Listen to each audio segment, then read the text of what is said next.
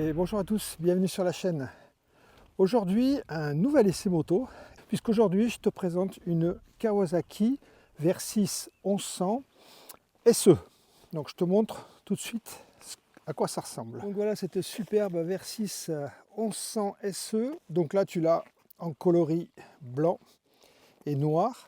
Elle est accessoirisée, on en parlera tout à l'heure, je te mettrai les prix des accessoires. On a changé de tournage, je ne sais pas si tu vois. On est à un petit lac qui est à côté de Garac, juste en bas.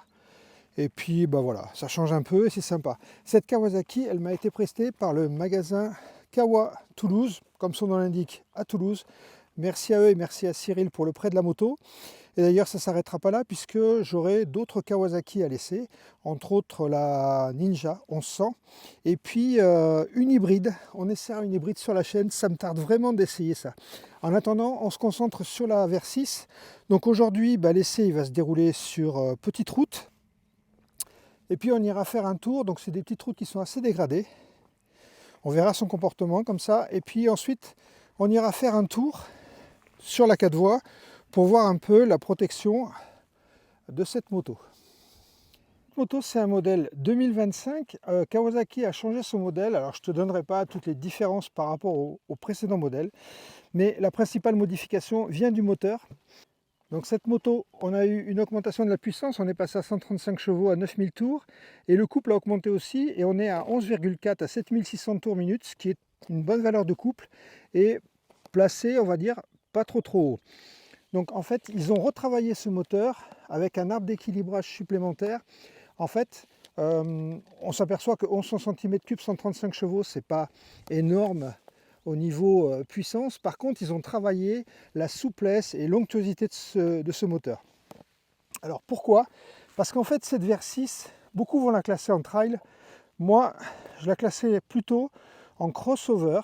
Je la comparais avec la Suzuki GSX 1000 GX, difficile à dire, ou alors avec la Yamaha Tracer 9 GT+, qui sera laissée sur la chaîne pour le modèle 2025. Pourquoi je dis que c'est plutôt un crossover, on va dire une GT routière? On a d'abord des roues de 17 pouces avec des pneus de 120 et 180 à l'arrière. Donc on a quand même des montes qui sont routières, et sur des pneus sur des roues de 17, c'est ce qu'on va pouvoir mettre, c'est ça c'est pas mal. Premièrement, ensuite le débattement des suspensions. On a des suspensions ici en version électronique, d'accord, avec un réglage ici qui va se faire, tu vois ici les câblages, qui va se faire, donc on pourra régler la détente, la compression, on le verra par le tableau de bord. Il y aura des pré-réglages aussi prédéfinis, 43 mm de diamètre et aussi 150 mm de débattement.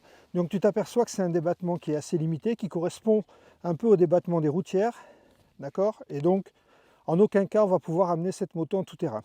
À l'arrière, on a un amortisseur aussi qui est commandé électriquement. Je ne sais pas si tu vas le voir. Il est derrière, voilà, il est ici, il est bien caché derrière le cadre, et on débat ici sur 152 mm. Les freins, on a des modèles à radio de marque Kawasaki, donc je ne sais pas d'où ils viennent exactement, des disques de 310 mm, et à l'arrière c'est du Nissin, là ça reste classique. Au niveau du cadre, on a un cadre périmétrique qui est assez volumineux, d'accord, il est en aluminium, et ce que moi j'aime bien sur les motos, on a un cadre ici, une boucle arrière qui est boulonnée, et ça tu sais que c'est intéressant parce qu'en cas de chute, tu peux changer la boucle arrière. Il y a beaucoup de machines qui sont faites avec des cadres soudés pour économiser un peu sur les coûts de la moto, là c'est pas le cas, donc ça c'est pas mal. On a une hauteur de selle de 840 mm, elle n'est pas réglable. On peut mettre, je crois, des biellettes de façon à descendre la moto. Je te montrerai ce que ça donne tout à l'heure avec la vue de moi sur la moto, vue par le drone. Et tu verras que moi je fais 1m86 et aucun problème pour toucher par terre. Au niveau des phares, on a des feux à LED de partout, avec des phares ici de virage qui vont venir t'éclairer l'intérieur du virage en fonction de ton inclinaison. Les clignotants sont à LED, et puis bien sûr à l'arrière, on a un feu à LED. D'ailleurs, je vais te montrer tout de suite ce que ça donne une fois allumé. Alors, je ne sais pas si tu vas bien voir, voilà à l'avant, les phares de virage qui ne s'allument pas évidemment. Et puis on a, je te montre la signature lumineuse à l'arrière, qui est un peu typique des Kawasaki. Voilà ce que ça donne au niveau des feux. Le réservoir fait lui 21 litres, ce qui va t'amener à peu près à une autonomie de 250-300 km. Ça dépend comment tu roules. Et on a un poids total de 259 kg quand le réservoir est plein. Alors ça, c'est une des principales caractéristiques. Si tu m'as entendu parler de cette moto sans l'avoir essayé, je critiquais un peu le poids, parce que je trouvais que c'était lourd par rapport à ce qu'on connaît. Tu vas voir, tout à l'heure on en parlera en roulant, une moto, il ne faut pas se contenter de regarder les chiffres, il faut l'essayer. Et ça c'est valable pour toutes les motos, que ce soit la puissance, le poids, tout ça c'est des données, mais ça ne reflète pas toujours le comportement réel de la moto. Donc elle est équipée avec des pare-mains, ici donc sur cette version SE, on a aussi des poignées chauffantes qui sont super bien intégrées ici. Sur le commodo gauche, ça je trouve bien parce que en roulant tu peux le changer. Moi sur la mienne c'est sur le commodo droit, c'est moins pratique. On a un commodo qui est assez simple. Je te montrerai tout à l'heure son fonctionnement, mais sache que cette moto elle est équipée d'un régulateur de vitesse. On a des modes moteurs au nombre de 4 avec du sport, du road, du rain et un mode qu'on peut personnaliser. On peut bien sûr personnaliser le réglage des suspensions. On a les warnings, le klaxon. Ici, on a notre appel de phare. Et sur l'autre commodo, ici, on va pouvoir sélectionner. Et ici, on a pour démarrer. La bulle est réglable. Le seul problème que tu as, c'est que il faut desserrer les deux côtés. Et voilà, en fait, tu peux débattre sur ça. Alors, l'avantage c'est qu'elle est réglable. L'inconvénient c'est que tu vois, tu peux pas le faire en roulant ou alors il faut lâcher les deux mains. Ça c'est un peu moins pratique. La bulle elle a été travaillée, comme tu peux t'en apercevoir, il y a cette échancrure ici qu'on retrouve sur pas mal de motos. Et normalement on peut se dire que Kawasaki a travaillé sa protection. On verra ce que ça donne tout à l'heure sur la 4 voies. Qu'est-ce que je pouvais te dire d'autre? On va passer au tableau de bord. Avant de passer au tableau de bord, on a ici un pré-équipement pour mettre les valises, d'accord? Donc tu pourras mettre tes valises. On a un garde-boue arrière qui a l'air assez protecteur, qui est assez long. Il n'y a pas beaucoup de projection dessous, donc ça doit être assez efficace. Au niveau des options, alors cette machine elle a pas mal d'options. Elle a des pare-cylindres ici, elle a un sabot moteur qui est en aluminium assez épais et elle a un échappement Akrapovic qui est très sympa. Je te mettrai le prix de tous les équipements ici en haut à droite de l'écran. Alors bon, cet échappement il a un avantage, c'est qu'il donne un super look à la moto parce que l'échappement d'origine il est vraiment très laid. Mais ça bon, c'est un peu conforme à toutes les machines qui sortent de nos jours. Autre équipement, elle est équipée d'un top case. Et dans ce top case, on peut mettre un casque. Donc ici j'ai mon HJC qui est assez gros et qui ferme. Si tu as un casque moins volumineux, tu peux peut-être le mettre en travers et en mettre deux dedans. Mais voilà, moi je mets mon HJC tranquille. On va passer maintenant aux équipements de bord et du tableau de bord en général. Donc ce tableau de bord, tu le vois, je vais te l'allumer, ça sera mieux. Il est composé de deux parties, un écran ici LCD, et puis ici ton compte-tour avec toute ta série de voyants. Un compte-tour qui lui est analogique, classique. Donc ce tableau de bord, ici on va trouver une prise allume-cigare que tu as là. Hop. Ici tu vas trouver ta prise. Alors ça, donc on va trouver une prise USB-C, d'accord, ici. Ça fait, j'ai vu quelques essais de la moto et ça fait jaser pas mal de monde parce qu'effectivement c'est pas très bien intégré. Je pense qu'ils auraient pu faire un peu plus fort.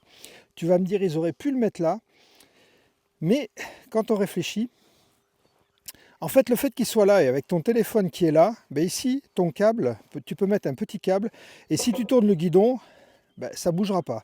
Alors que si tu as ton câble ici, tu vas avoir des boucles qui vont traîner partout, ça va bouger dans tous les sens. Donc oui, c'est pas esthétique, oui, ils auraient pu mieux l'intégrer, mais l'avantage, voilà, tu peux avoir ça. Au niveau de ton tableau de bord, tu vas trouver ta vitesse engagée, ton mode, l'heure, les phares auto, ici ton kilométrage, ta jauge à essence, et ici tu vas pouvoir avoir ton inclinaison. C'est assez sympa. Là, la température du moteur, la température extérieure, tu vois aujourd'hui à Toulouse, en plein soleil, il fait chaud. Et ici, tu vas pouvoir régler ta précharge, ici, avec ce petit bouton. Et en appuyant ici, tu vas pouvoir changer passager plus valise. Tu vas mettre 2 passagers, enfin pilote plus passager plus valise. Tu rappuies, tu reviens à un pilote, pardon, et ta suspension travaille. Voilà. Moi, je fais 96 kg et en fait, je préfère me mettre avec bagage parce que j'ai trouvé que la suspension, sinon, elle était un peu souple.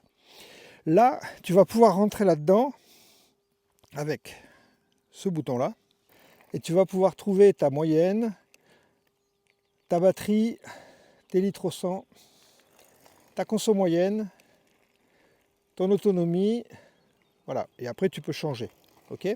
Donc, tu as différents tripes. Tu peux remettre à 0 ici, d'accord? Et ensuite, tu vas avoir donc tes modes moteur. Donc, tes modes moteur, tu vas y accéder ici en maintenant appuyer ce bouton. Tu vas pouvoir changer ici, donc vers le bas, je passe en road. Ici, en rain. Et là, ce que je te disais tout à l'heure, en rider. Et là, tu vas pouvoir changer en fait tous tes réglages de suspension. Tes réglages moteurs, de puissance, de traction control et ainsi de suite. Je ne te l'ai pas dit, ce moteur il est équipé d'un quick shifter qui est valable à partir de 1500 tours, autant en montée qu'en descente. Alors ça, on en parlera tout à l'heure en roulant. Voilà, donc c'est ce que je te disais, tu vois, avec ce bouton Select, tu vas pouvoir ici rentrer dans Rider et tu vas pouvoir modifier un peu tout ce que tu veux au niveau, et puis après, tu fais Appliquer en appuyant sur Select. Voilà, et tu reviens. Donc ça, c'est pas mal, tu peux paramétrer vraiment ce que tu veux. Le tableau de bord, il n'est pas très grand, mais tu verras qu'en roulant, il est assez lisible. On a des rétroviseurs qui sont super bien faits, ils sont assez larges, qui donnent une excellente rétrovision. On a fini la présentation statique de la moto. Maintenant, ce que je te propose, c'est d'aller voir un peu sur la route ce que ça donne, et on va commencer par des petites routes qui ne sont pas faciles, et on va voir ce que ça donne. Mais avant ça, je vais te faire écouter le bruit du moteur.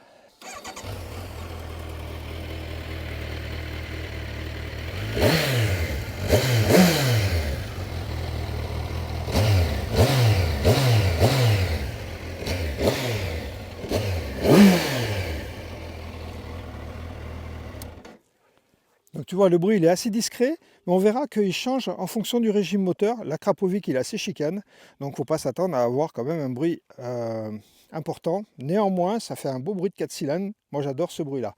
Allez, maintenant, on va passer au drone et avec ma position, on va voir ma position sur la moto. Je te le répète, 1m86, 96 kg. C'est parti pour le drone.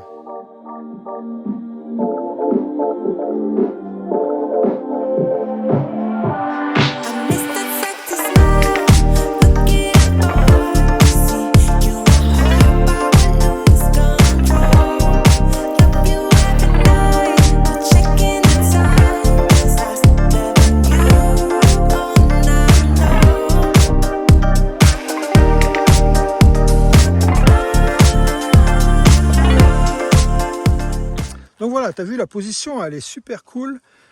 On n'a pas les jambes trop repliées et moi à 1m86, je touche largement les 2 pieds bien à plat. Pour être totalement complet, je vais te parler de son prix. Donc là, en version SE, elle est à 17 799 et en version S, elle est à 15 699. Pour la situer par rapport à la concurrence, donc j'ai pris quelques motos qui pourraient être des concurrentes.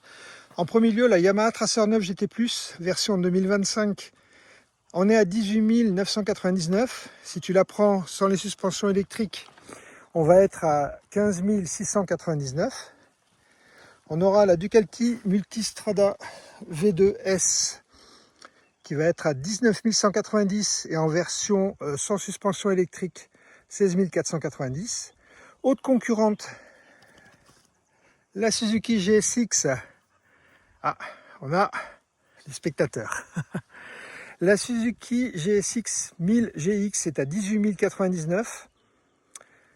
la Moto Guzzi Stelvio 16499 et j'ai pris une Triumph Tiger 900 GT Pro qui a une route 19 à l'avant à 16195, sachant que tu as des puissances variées puisque la Tiger on est à 108 chevaux et on va jusqu'à 150 chevaux sur la Suzuki, 120 sur la Tracer, Multistrada 115, Guzzi 115. Et bien sûr, bon, je ne te parle pas de la BMW XR 1000 parce qu'elle est à plus de 20 000 euros. Ok, c'est la plus puissante. Et elle a des routes 17, donc on pourrait la comparer. Mais voilà un peu ce que ça donne au niveau de la concurrence. Allez, ce que je te propose maintenant, c'est d'aller voir ce que ça donne sur la route. Donc nous voilà partis pour cet essai routier. Alors petite particularité, je ne sais pas si tu vas t'en apercevoir, mais en fait, il y a un jour de décalage entre le moment où je te fais la présentation statique et le moment où je roule. Pourquoi? Parce que hier j'ai eu des problèmes de caméra, donc j'ai dû refaire l'essai. Et d'ailleurs, je remercie encore la concession Kawa Toulouse qui m'a reprêté cette moto, c'est vraiment sympa de leur part. Et donc on va pouvoir faire cet essai routier. Donc en premier lieu, comme tu l'as vu, on va commencer par la position sur la moto. Tu l'as vu sur la vidéo avec le drone. On est assis assez haut au niveau de la selle, c'est-à-dire que l'avant de la moto est assez bas. Donc en fait on domine la moto, on n'est pas assis dans la moto, on est assis sur la moto. Ça donne une impression un peu de hauteur. Donc voilà, ça d'un point de vue position, le guidon est assez large. On est bien assis sur la moto, on n'a pas les jambes trop repliées, c'est vraiment une position qui est super agréable. Question confort, là je suis en sport. Et si tu veux, j'ai dû durcir un peu les suspensions. Je me suis mis pilote plus bagage parce que je trouvais que la suspension était un peu souple. Donc tu vois, en fait, d'ailleurs tu vas l'entendre pendant tout l'essai, j'ai deux mots pour caractériser cette moto, c'est douceur et facilité. Donc douceur, ça commence par ça, c'est une suspension qui efface tout, t'es pas secoué, elle amortit très bien, on est vraiment dans la GT, avec un confort qui est vraiment top. Et en parlant confort, je te parle de la selle. Donc j'ai roulé hier 70 km, aujourd'hui ça va faire 30 de plus, je commence à avoir une bonne idée de ce que vaut la moto. Et c'est vraiment super agréable. La selle, elle peut te paraître un peu ferme quand tu vas t'asseoir dessus, mais à l'usage, non, c'est vraiment un régal, on est vraiment bien assis. Et je pense que pour le passager, ça sera pareil. Puisque, comme tu le vois sur la photo, la selle, elle est vraiment top. Donc ces suspensions, elles font vraiment un super taf. Et là, tu vois, je suis sur une montée, la montée du Castorat, tu as l'habitude ici. La route, elle est abîmée pour ceux qui connaissent. Et à aucun moment, tu sens la moto bouger ou se désunir. Et pourtant, tu vois ici, là, c'est vraiment super abîmé. On va faire attention au vélo. Voilà, tu vois, là, il y a des trous, il y a des bosses, il y a des saignées. Et la moto, elle bouge pas. Ça, c'est vraiment top. En plus, c'est une route 17 et tu sais que moi, je suis plus route 19. Je trouve que les routes de 17, sur ces petites routes abîmées, bah, tu sens que la moto, elle n'est pas super à son aise. Et en fait, avec celle-là, j'ai rien à dire. La tenue de route, elle est très bonne. Donc voilà pour les suspensions. Bien sûr, tu peux les régler dans tous les sens. Tu peux encore la durcir. C'est vraiment pas un problème. Donc on a des suspensions qui t'apportent du confort et vraiment avec cette touche GT, je dirais. Donc on est au niveau du confort, de la suspension et tout ça. On peut parler de la bulle. Donc je te ferai tout à l'heure, on fera un passage sur la 4 voies pour parler de la protection. Mais je peux déjà te dire qu'aujourd'hui, il y a un peu de vent d'autant. Et là, j'ai la bulle en position basse parce que sinon, avec la caméra, tu ne vas pas voir grand-chose. Et je t'assure que la protection, elle est bonne, même en position basse. Je l'ai testé tout à l'heure. Et en position basse, tu n'as pas... tu as du bruit un peu dans le casque, si tu veux, mais tu as une très bonne déflexion. Donc voilà, ça c'est tout ce qui était position sur la moto, protection. Je peux te parler des Komodo. Et là, les Komodo, bravo à Kawa. Parce que les Komodo, ils sont super simples. Tu sens bien les touches, les clignotants. Tu vois, tu n'as pas besoin de regarder. Tu les sens bien. Il y a un cran. Enfin, c'est parfait. La disposition est très bonne. Le changement des modes est bon. Ici, tu as les modes moteur. Là, tu as je te montre ici. Je ne sais pas si tu vas voir, mais ici, tu as la précharge de la suspension. Donc tout ça, aucun aucun problème, rien à dire sur tout ce qui est commodo et toutes les commandes au guidon. On va parler un peu de tenue de route, et là la route va s'y prêter. Donc en tenue de route, la moto, c'est ça qui est super bizarre. Tu te dis 257 kg, je vais avoir un paquebot, ça va pas être vif, et au contraire, elle est très très vive. Elle se place avec les cale-pieds, à peine tu appuies sur le cale-pied, la moto se penche. C'est assez surprenant au début parce que tu te dis, oula, si j'appuie un peu trop fort, je vais tomber. Donc si tu veux, la moto, elle est vive. Et ça, je pensais pas qu'on aurait ça avec un poids comme ça de 257 kg. Alors bien sûr, cette vivacité, si tu veux, elle va être top pour la ville, pour ici, pour les petites routes, pour changer de cap rapidement. Après, bien sûr, si jamais tu forces un peu le rythme, on essaiera tout à l'heure sur la route quand elle sera meilleure, parce que là, tu vois, on va arriver sur une route avec des graviers. Tu verras tout à l'heure que, voilà, si tu pousses un peu fort, là, tu vas commencer à sentir un peu le poids de la moto. Mais franchement, c'est des choses que tu feras pas tous les jours. Et c'est vraiment, pour moi, super agréable à rouler. Et entre autres, ici, où tu vois, j'ai des gravillons sur la route. On les voit bien au milieu là. Et là, c'est tout l'intérêt de cette moto. Je croise en 5e, j'ai de la souplesse moteur, je peux la placer comme je veux. C'est rassurant dans ces situations où tu as le milieu de la voie qui est pris par des gravillons et où il faut vraiment te placer au dernier moment. Et là, la moto, elle le permet. Je vais te montrer ici, là, dans le petit bout de droit. Voilà, là, je n'appuie qu'avec les cale-pieds. Tu vois ? Un appui sur le cale-pied, la moto elle bouge. Ça c'est top. Super précise, super maniable, malgré son poids. Donc là je t'ai parlé un peu de cette tenue de route sur cette petite route, mais on va voir tout à l'heure, là je vais pouvoir accélérer un peu dès qu'on aura passé cette zone de gravier. Et tu verras un peu ce que ça donne. En actif, on parlera un peu des suspensions, de voir si ça plonge ou pas. On va parler un peu du moteur, et là tu peux t'en apercevoir. Premier avantage du 4 cylindres, sa souplesse de fonctionnement. Je suis en 5e à 50 à l'heure, je pourrais descendre encore plus bas. C'est vraiment top, ça te permet de cruiser tranquillement. Et si jamais tu as besoin malgré tout, je t'ai dit que tu avais 11,4 kg de couple, quand je vais ouvrir, ça va aider la moto, le couple il est présent et ça monte. C'est pas violent, on est d'accord, mais c'est suffisant pour te sortir de situations des fois de dépassement ou quand tu as besoin d'un peu plus de puissance. Donc le premier avantage de ce moteur, c'est ça, c'est sa souplesse. Et en plus de ça, si tu veux, je trouve que sa sonorité, elle est très valorisante. Tu vas voir tout à l'heure là. Je vais te faire un petit bout de droit, on va accélérer un peu. Et tu vas voir qu'elle sait aussi chanter quand il faut. Alors la Krapovic qui est peut-être pour un petit peu, mais je pense que c'est surtout la boîte à air. On va se mettre en 3e, on va attendre d'avoir la montée. Et c'est parti, tu vas voir, écoute un peu le bruit.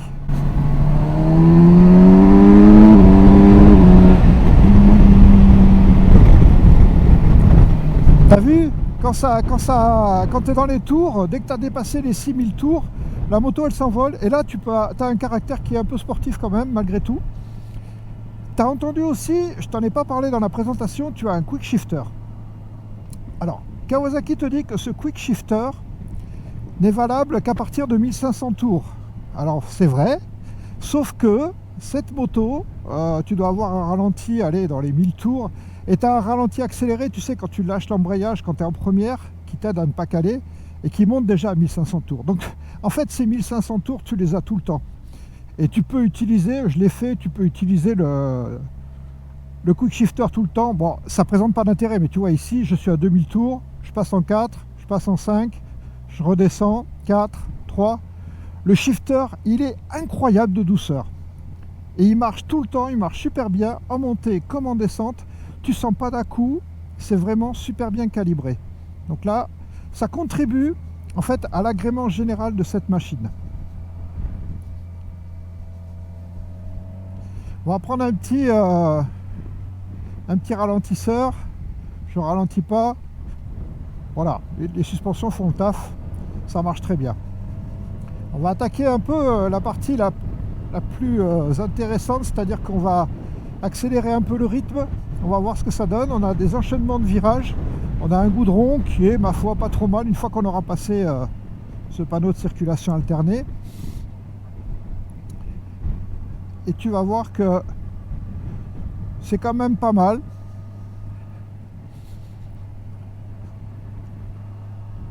Allez, c'est parti.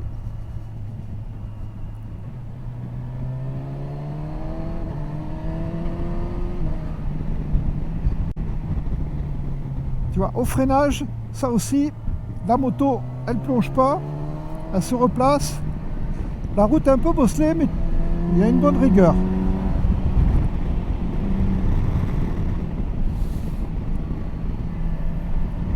Donc c'est juste quand ça va un peu plus vite et que tu as un changement brusque, où là, vu que les suspensions sont plutôt typées, on va dire GT, ta moto, elle peut bouger un peu. Encore une fois, rien de dangereux, et moi, ça m'a jamais vraiment perturbé, c'est juste qu'il faut le prendre en compte.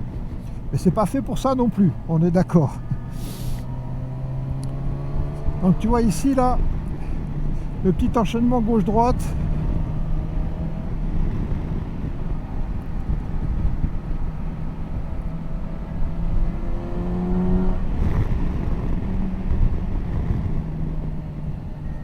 Non, c'est vraiment parfait.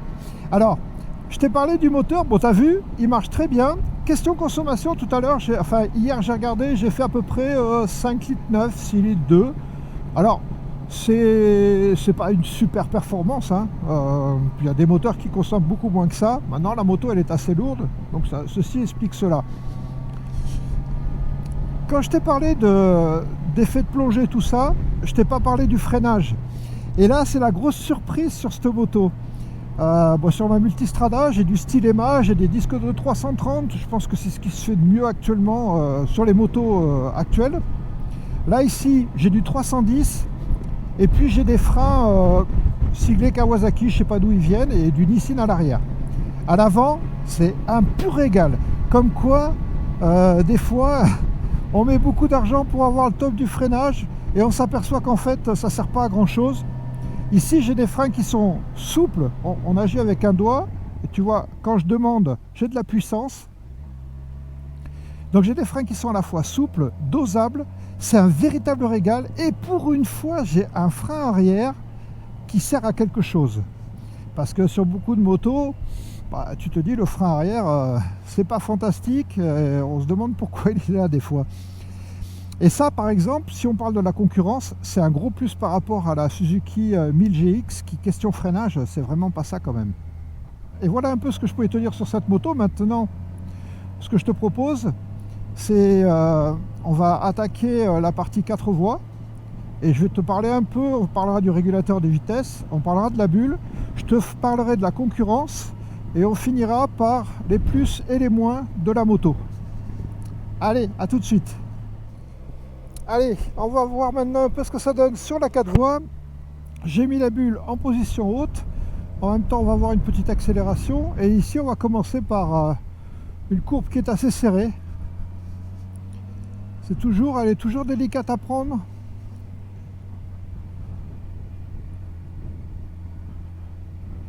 Mais là, tu vois, en tenant avec le frein arrière, elle se penche bien. Et accélération.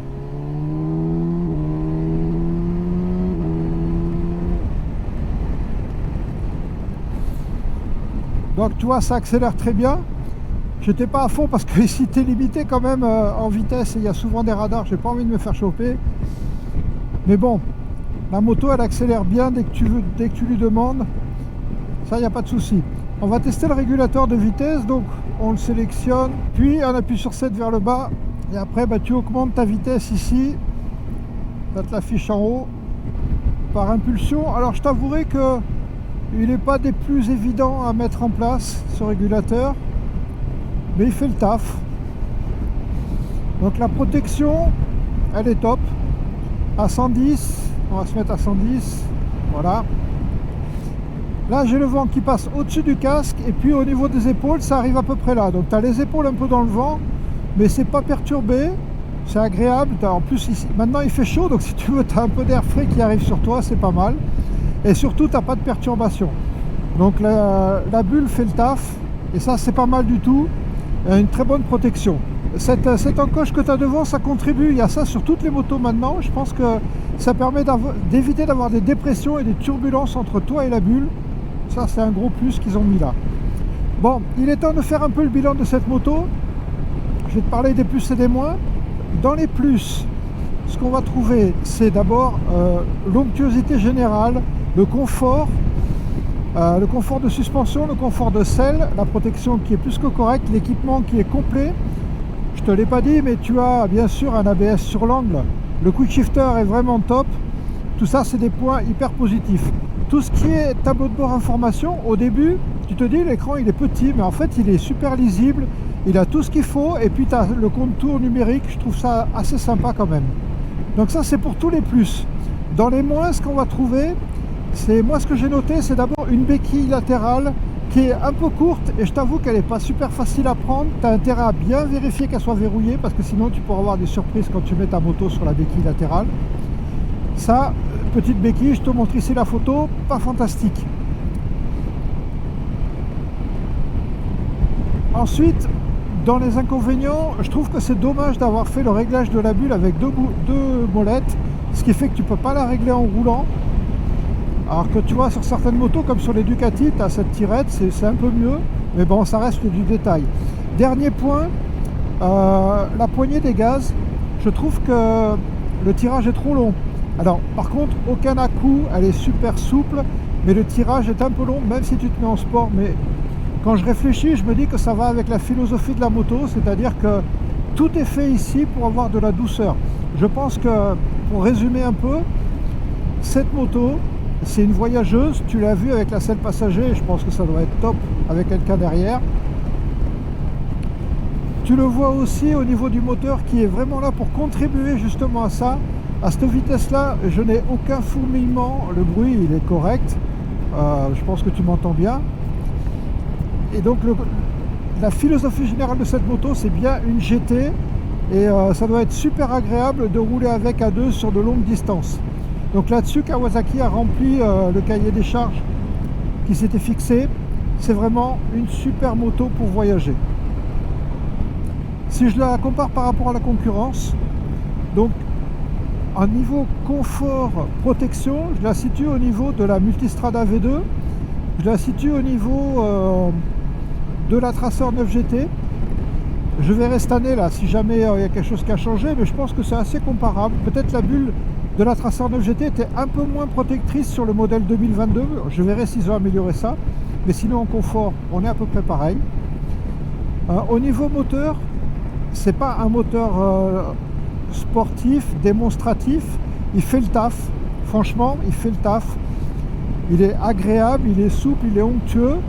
Alors il est moins sportif que une GX, une 1000 GX Suzuki. Sur la GX il est plus rageur, il est plus pointu mais il est plus rageur, et après comparé au bicylindre par exemple, si je le compare au bicylindre Moto Guzzi, le 115 chevaux du Guzzi, c'est rageux, ça grogne, ça a des vibrations, tu vois, il y a un peu plus de caractère moteur. Pareil sur la Multistrada V2 où là on va avoir un moteur qui va vraiment partir, qui dans les tours, qui est super agréable aussi. Là ici, c'est pas le registre qu'on va choisir. On va choisir plutôt la souplesse. Au niveau tarif, tu l'as vu, elle se situe dans le bas de l'échelle. Je crois qu'il n'y a que la Stelvio qui est un peu moins chère que celle-ci. Mais la Stelvio n'a pas les suspensions électriques. Donc c'est à prendre en compte quand même. Donc elle se situe dans la moyenne avec un prix qui reste élevé, on est d'accord, c'est plus de 17 000 €. Mais par contre on a une moto qui est super bien équipée. Donc voilà à peu près ce que je pouvais te dire sur cette moto. J'espère que cette vidéo t'a plu. La prochaine vidéo, on essaiera certainement la Kawasaki 1000 Ninja, donc qui est un peu la concurrente de celle-là je trouve, mais sur une version plus routière. peut-être fait pour les gens qui sont de plus petite taille que moi, et on verra si un grand peut être à l'aise sur une Ninja 1000. On verra ce que ça donne. Et puis après, je testerai une hybride parce qu'ils ont une hybride et ça c'est quelque chose qui m'intéresse vraiment. Donc on parlera de ça. Dites-moi ce que vous en pensez dans les commentaires. Et si vous voyez une Kawasaki que vous aimeriez bien tester, n'hésitez pas à me le mettre dans les commentaires. Sur ce, je vous dis à bientôt sur la chaîne. Tchuss!